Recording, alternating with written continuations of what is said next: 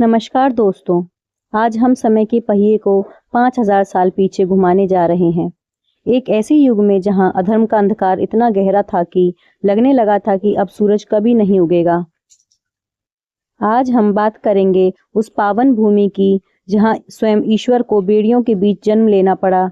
आज की कहानी है श्री कृष्ण जन्मभूमि की। कहानी शुरू होती है मथुरा के राजा उग्रसेन के पुत्र कंस से। कंस केवल एक राजा नहीं, एक आतंक था। उसने अपने ही पिता को सिंहासन से उतारकर जेल में डाल दिया और खुद मथुरा का तानाशाह बन बैठा। कंस ने मगध के राजा जरासंध के साथ हाथ मिलाया और ऋषि मुनियों, गायों और निर्दोष जनता पर अत्याचार करने लगा। उसके राज में धर्म का नाम लेना भी अपराध था। लेकिन कंस की एक कमजोरी थी, उसकी अपनी बहन देवकी। वह देवकी से बहुत प्रेम करता था। वक्त बदला।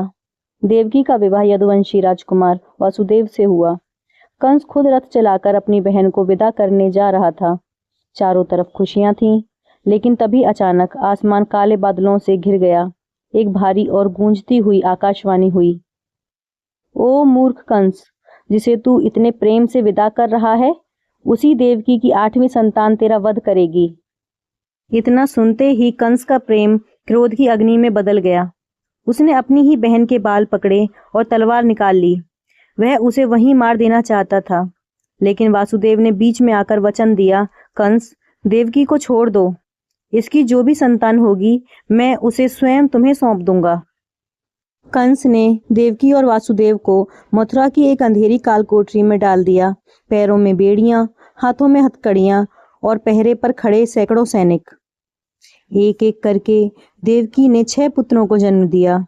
जैसे ही बच्चा पैदा होता, कंस वहां पहुंचता और नवजात शिशु को पत्थर पर पटककर उसकी हत्या कर देता। देवकी की चीखें उन दीवारों में दबकर रह जाती थीं। 7वें गर्भ के रूप में शेषनाग के अवतार बलराम आए, जिन्हें योग माया ने रोहिणी के गर्भ में स्थानांतरित कर दिया। अब समय था 8वीं संतान का। भाद्रपद मास, कृष्ण पक्ष की अष्टमी, आधी रात का समय। बाहर मूसलाधार बारिश हो रही थी। यमुना उफान पर थी। अचानक उस अंधेरी जेल में एक दिव्य प्रकाश फैला। शंख, चक्र, गदा और पद्म धारण किए भगवान विष्णु प्रकट हुए। उन्होंने वासुदेव से कहा, मुझे अभी गोकुल में नंद बाबा के घर छोड़ आओ और वहां जन्मी कन्या को यहाँ ले आओ। जैसे ही वासुदेव ने बालक को उठाया, चमत्कार होने लगे। लोहे की बेड़ियां खुद ब खुद टूट गईं, जेल के दरवाजे खुल गए और पहरेदार गहरी नींद में सो गए। वासुदेव जी ने बालक को टोकरी में रखा और निकल पड़े उफनती यमुना पार करने। शेषनाग ने बारिश से बचाने के लिए उन्हें उन पर छत्र तान दिया। अगले दिन कंस को लगा कि उसने 8वीं संतान, जो वास्तव में योगमाया थी, को मार दिया है। लेकिन वह कन्या आसमान में उड़ गईं और कह गईं, तेरा काल कहीं और जन्म ले चुका है। सालों बाद कृष्ण मथुरा लौटे और इसी भूमि पर कंस का वध कर धर्म की स्थापना की। कृष्ण के जाने के बाद उनके प्रपौत्र वज्रनाभ ने उसी कालकोठरी के स्थान पर पहला मंदिर बनवाया। पुरातात्विक और ऐतिहासिक प्रमाण। प्राचीन नाम। मथुरा को प्राचीन काल में मधुवन या मधुपुरी कहा जाता था। वायु पुराण और ब्रह्मांड पुराण में इसके स्पष्ट प्रमाण मिलते हैं। 1853 में जब कनिंघम ने यहाँ खुदाई की तो उन्हें गुप्त काल के शिलालेख और मूर्तियां मिली। 1950 के दशक में हुई खुदाई में ऐसे बर्तन और सिक्के मिले जो कृषाण काल के थे, जो साबित करते हैं कि ईसा पूर्व में यहाँ एक भव्य धार्मिक केंद्र था। जिस टीले पर मंदिर स्थित है उसे कतरा केशव देव कहा जाता है।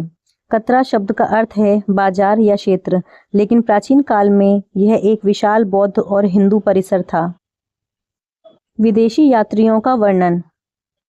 2500 साल पहले यूनानी राजदूत मैगस्थनीज ने अपनी किताब इंडिका में लिखा था कि शूरसेन यानी कि मथुरा के लोग हेराक्लेश यानी कि श्री कृष्ण की पूजा करते हैं और यमुना नदी इस शहर के बीच से बहती है।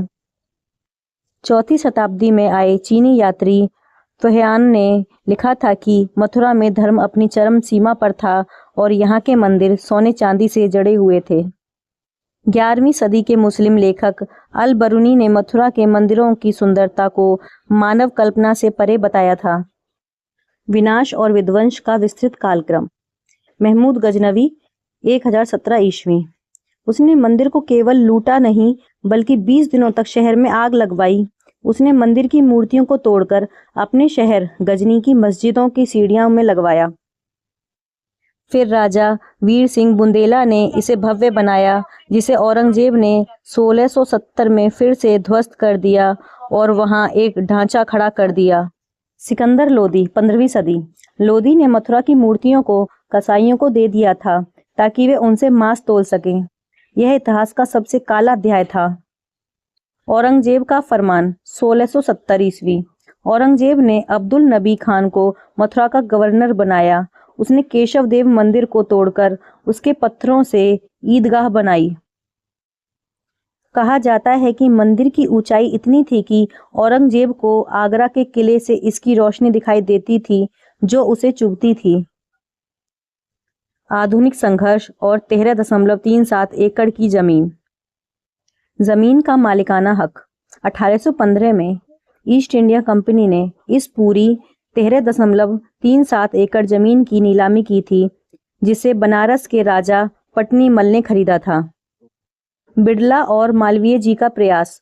1944 में जब पंडित मदन मोहन मालवीय जी ने यह जमीन खरीदी तो उनका सपना था कि यहाँ फिर से वही भव्यता लौटे। 1951 में श्री कृष्ण जन्मभूमि ट्रस्ट बनाया गया। समझौता 1968। एक महत्वपूर्ण मोड़ तब आया जब श्री कृष्ण जन्म स्थान सेवा संघ और मुस्लिम पक्ष के बीच एक समझौता हुआ, जिसके तहत कुछ हिस्सा मस्जिद के पास रहने दिया गया। लेकिन आज के हिंदू पक्ष का दावा है कि वह समझौता अवैध था क्योंकि उसमें ट्रस्ट शामिल नहीं था।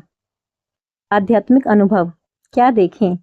गर्भगृह, वह छोटी सी गुफानुमा जगह जहां भगवान प्रकट हुए थे। यहाँ की शांति और ऊर्जा रोंगटे खड़े कर देती है। भागवत भवन, यहाँ की दीवारों पर पूरी श्रीमद् भगवत गीता उकेरी गई है। इसकी वास्तुकला दक्षिण भारतीय और उत्तर भारतीय शैली का मिश्रण है।